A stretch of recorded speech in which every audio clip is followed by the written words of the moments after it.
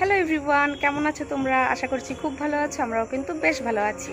তো এর আগের ভিডিওতে আমি তোমাদের সাথে আমের ঝুরি মিষ্টি আচারের রেসিপি শেয়ার করেছিলাম, আর আজকে তোমাদের সাথে শেয়ার করব আমের টক আচারের রেসিপি। তো চলো, আমের টক আচারটা কীভাবে দিচ্ছি তোমাদের সাথে আজকে শেয়ার করব। আর তার জন্য কিন্তু অবশ্যই গাছ থেকে আম পাড়তে হবে। তো চলো, আবার কিছু আম পেরে নিই, তারপর আমের টক আচারের রেসিপিটা তোমাদের সাথে শেয়ার করছি। তো চলো আজকের রেসিপিটা শুরু করি। তো বন্ধুরা, চলে এসেছি বাইরে আবারও কিন্তু আম পাড়তে, কারণ এই যে রেসিপিটা বানাবো টক আমের আচার, সেটা কিন্তু একদম টাটকা তাজা আম দিয়ে করতে হবে। 1-2 দিনের পুরনো আম হলে কিন্তু একটু স্কিপ করার চেষ্টা করবে, যেদিন বাজার থেকে কিনে নিয়ে আসবে, নয়তো যেদিন এভাবে গাছ থেকে পারবে সেদিনই কিন্তু আচারটা দেওয়ার চেষ্টা করবে, বা পরের দিন দিলেও কোনো ব্যাপার না। আমি যেদিন পেরেছি আমি কিন্তু সেদিনই দিয়েছি। তার কারণ হলো এটা একদম সকালবেলা, প্রায় 8টা 8:30 মতন বাজে, আর এখনই কিন্তু এগুলো দিয়ে আমি জিনিসটা তৈরি করব। তো এই যে দেখো, আম কুড়োতে কার না ভালো লাগে, আমার তো ভীষণ ভালো লাগে। এখানে কিন্তু 8-9টার মতন আম নিয়েছি, আর এবার চলো একদম ঘরে চলে যাচ্ছি।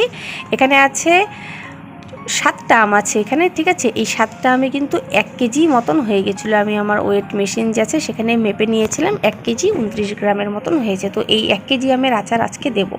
আচ্ছা, এক্ষেত্রে কিছু জিনিস বলবো, সেটা হলো কোনো রকম আমের মধ্যে ট্যাপ পড়লে বা শিল পড়লে বা না, যে কোনো রকম স্পট থাকলে আমি সেই আমগুলো কিন্তু এই আচারের রেসিপিতে ব্যবহার করবে না, ঠিক আছে। এই আচারটা ভীষণই নাজুক যাকে বলে। তো কোনো রকম জলের সংস্পর্শ বা কোনো রকম আম যদি খারাপ থাকে, সেই রকম থাকলে কিন্তু আচারটা নষ্ট হয়ে যাবে। তো এই আচারটা খুব ভালো করে বানানোর জন্য আজকের রেসিপিটা তোমরা অবশ্যই দেখো খুব ভালো করে। দেখছো একদম সুন্দর, বোটাগুলো ভাঙলে তাজা রস বেরোচ্ছে আর কি। তো দেখো, খুব ভালো করে ধুয়ে আমগুলো এখানে কিন্তু ভালো করে মুছে নিয়েছি আমি একটা কাপড় দিয়ে, কারণ জল কিন্তু একদম থাকা যাবে না। আচ্ছা, এই রেসিপিটা আমি দুভাবে বানাই।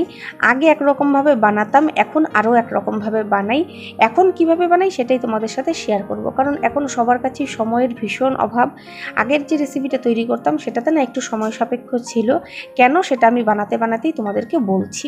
এই যে দেখো, প্রথমে ভেবেছিলাম আমি কাটবো আমগুলো, কিন্তু আমের ভেতরে আটিগুলো ভীষণ শক্ত হয়ে গেছিলো। তোমরা যারা আমার মিষ্টি আমের আচারের রেসিপিটা দেখেছো, তারা দেখলে বুঝতে পারবে সেখানে আমি যে আমগুলো কুড়িয়েছিলাম সেখানে কিন্তু রীতিমতন আটি বেরিয়েছিল। আর এখানে দেখো, সেই জন্য আমি একটা কাটতে গিয়ে আমার বর বলল যে দাও, আমি কেটে দিচ্ছি। তো আমি ওকে দিয়ে দিলাম। ও কিন্তু আমগুলো খুব সুন্দর করে যেভাবে বলেছি সেভাবেই দেখতেই পেলে তোমরা কেটে দিয়েছি। আর এখানে একদম ভেতরটা শক্ত আর ভীষণ কি সুন্দর কালারটা, একদম হলুদ মতন কালারটা কিন্তু ছিল আমের। তো দেখো, এখন একটা প্লাস্টিকের বাটিতে নিয়েছি আমি, এখানে আমি 2 চামচ মতন লবণ দিয়েছি 1 কেজি আমে, আর 1/2 চামচ মতন হলুদ গুঁড়ো দিয়েছি, আর তার সাথে 1/2 চামচ মতনই কাশ্মীরি লাল লঙ্কার গুঁড়ো দেবো, যেন কালারটা একটু সুন্দর হয়। দিয়ে খুব ভালো করে এটাকে মাখবো। আমি যে পুরনো পদ্ধতিতে করতাম সেখানে এটা এই যে এইভাবে মেখে কিন্তু একদিন আমি পুরো রেখে দিতাম, তারপর দিন আচারটা দিতাম। কিন্তু এখন তো রোদের আনাগোনা চলছে, একদিন রোদ উঠলে পরের দিনই রোদ উঠছে না, ভয়ে কিন্তু আমি আর ওই রেসিপিটা বানাতে যাইনি। তো একদিনেই দিয়ে আমি কিন্তু 15 মিনিট মতন রেখেছিলাম ঢেকে, তারপর আমি আমগুলো এভাবে থালায় সাজিয়ে দিচ্ছি। এতে করে দেখো, নিচে কিন্তু অল্প একটু জল বেরিয়েছে, আর একদিন রাখলে কিন্তু এখানে অনেকটাই জল বেরোতো। তো আমি ঠিক একদিন পুরো রোদ খাইয়েছি, তারপরের দিন কিন্তু আমি রেসিপিটা করার জন্য নিয়ে চলে এসেছি। আর এর থেকে বেশি শুকাবো না, কারণ এর থেকে বেশি শুকিয়ে ফেললে কিন্তু আমগুলো একদম শক্ত শক্ত হয়ে যাবে। তো এখানে কিছু মশলা তৈরি করে নিচ্ছি। 1 কেজি আমের জন্য এখানে আমি 1 চামচ মৌরি নিয়েছি, 1 চামচ গোটা জিরে নিয়েছি, আর তার সাথে কিন্তু এখানে আমি নেব 1 চামচ গোটা ধনে, 1 চামচ গোটা সর্ষে, কালো সর্ষেটাই নিয়েছি, আর তার সাথে অল্প একটু সর্ষে দেব।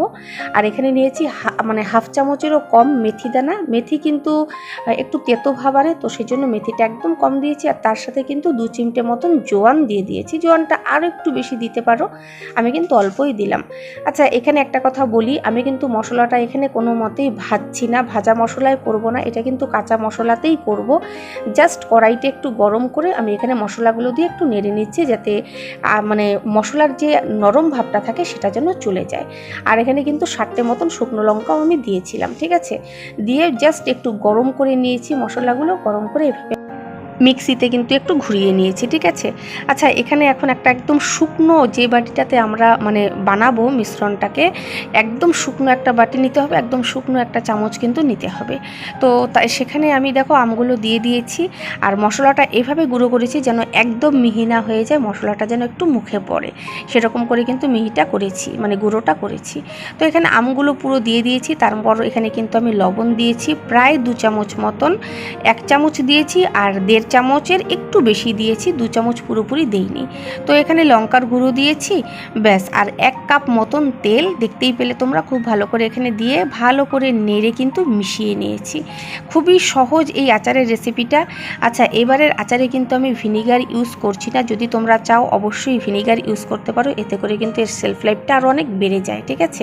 আমার এমনিই ভালো থাকবে, তো সেজন্য কিন্তু আমি আর এখানে ভিনিগার অ্যাড করলাম না। তো এখানে আমি আরও কিছুটা তেল দিয়েছি, 1/2 কাপের মতন, দেখো কতটা আমি ভিজিয়েছি। এরপর যখন আমটা একটু মজে যাবে তখন কিন্তু তেলে প্রায় পুরোটা কভার হয়ে যাবে। তো এখন কি করব, এটা কিন্তু এখন এভাবেই মুখ বন্ধ করে আমি রেখে দেব, আর কালকে থেকে আমি এটাতে রোদ মানে দেবো। কিভাবে রোদে দেবো আমি তোমাদেরকে প্রথমে দেখাতে পারিনি, এই যে এখন দেখিয়ে দিচ্ছি। এই যে এভাবে পাতলা কাপড় মুখে দিয়ে কিন্তু খুব ভালো করে গার্ডার দিয়ে এভাবে চেপে আমি কিন্তু সারা দিন এটাতে রোদ খাওয়াবো, ঠিক আছে। তো এভাবে যতদিন রোদ উঠবে আমি কিন্তু ততদিনই রোদে দেবো। তো ব্যাস, আমাদের কিন্তু আমতেল একদম রেডি। কেমন লাগলো রেসিপিটা কমেন্ট করে অবশ্যই জানিও, আশা করি তোমাদেরও খুব ভালো লাগবে। নিয়ে আসছি পরবর্তীতে আরও একটি নতুন ভিডিও। টাটা।